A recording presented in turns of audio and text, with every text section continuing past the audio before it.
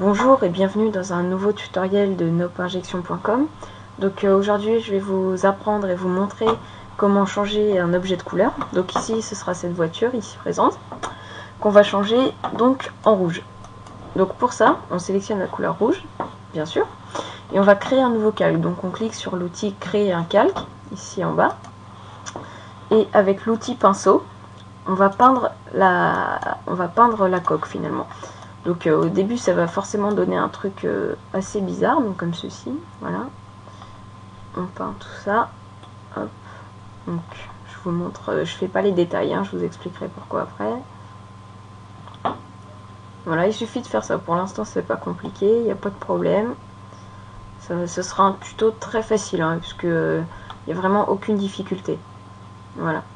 Bon, ça peut paraître bizarre, hein, mais c'est comme ça. Voilà.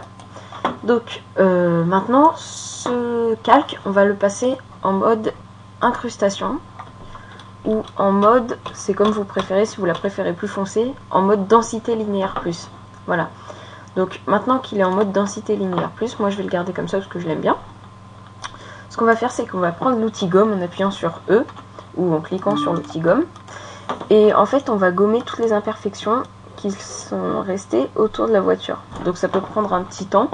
Donc c'est pour ça que je vais faire une pause avec la caméra et que je reviendrai dans 30 secondes, le temps de gommer tout ça. Bon bah tout de suite, voilà. Bon, me revoilà avec la voiture qui a été décolorée autour. Maintenant il reste les phares, la plaque d'immatriculation, etc. Donc on va faire ça ensemble, parce que ça c'est pas très long. Voilà, donc on prend l'outil gomme, on rétrécit un peu, et donc ça c'est le phare arrière, hein. Faut bien prendre le temps, hein. On n'est pas pressé, on fait le tour comme ça. Plus les détails seront faits, plus la voiture aura de l'allure à la fin et plus ce sera réaliste en fait. Parce que le but c'est de faire comme si la voiture a toujours été rouge finalement. Donc on gomme la plaque, le phare gauche, le phare droit. Hop, excusez-moi, j'ai raté.